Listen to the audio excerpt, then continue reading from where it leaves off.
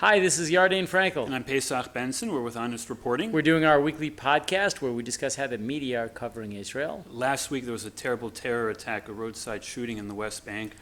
This is not far from where I live, actually. 4 Israelis were killed. Roadside shooting. They just the Palestinians get out of the car, just shoot everyone up in sight. One of the rescue workers even found his wife in the car. Yeah, I mean, that was terrible. But then I think you were one of the first to find it. You were going over media coverage of the event, and you found some really shocking photos. I was going through photos, and I found in the photos that AP had sent 3 photos out as illustrations to go with the story.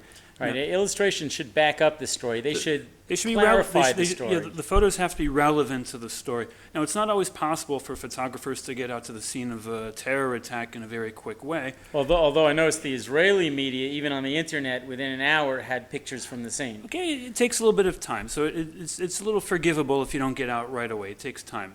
But what did they do instead? But what AP did was their photo editors, they sent out for illustrations, they sent out 3 photographs that had nothing to do with the story.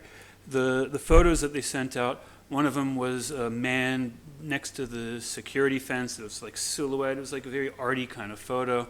And there was another photo of Palestinian vendors with these colorful umbrellas, and they're selling things by the security barrier. The third one was a checkpoint. The third one was a checkpoint. The Palestinian by these bars, it's meant to convey an image of Palestinians are caged in. Right. So, I mean, let's clarify on a story about a Palestinian attack that killed 4 Israelis, a pregnant woman, a kindergarten teacher. On this terrible story, the AP illustrates it with pictures that have nothing, first of all, have nothing to do with the incident, but secondly, of all pictures of subject matter that reflects negatively on Israel, the security wall, a checkpoint, things that in the press have been used to demonize Israel in a way. Yeah, I know. I found it totally inappropriate. The captions that they wrote, described the scene, and then it just went on to add that 4 Israelis were killed in the West Bank in a shooting, but the image had nothing to do with the story. What gets me is these are not computer generated. There's a photo editor who's sitting there. He has this story from his correspondent about a terrorist attack,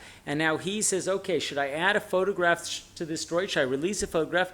Let's come up with the file footage and just throw anything to do with Israel on this. And that's just not right. It was a rush job, and it was totally inappropriate. It makes no sense to me. Well, it's no more appropriate than sending a photo of, Derek Jeter and saying, Derek Jeter fields a ground ball in Yankee Stadium. By the way, 4 Israelis were killed.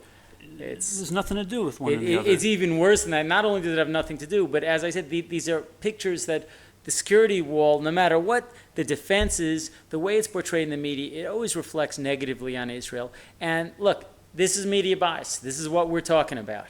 So if you're upset by media bias, there's something you could do. You could write to AP about this. We encourage our readers to write to media all the time. Take action. That's what we're all about. We have media contact information on our website. It's all at HonestReporting.com. And you can join in our Facebook group and follow us on Twitter, and just keep checking back to see the latest on media bias and what you can do to help. So for Honest Reporting, I'm Pesach Benson. And I'm Yarden Franklin. We'll talk to you next week.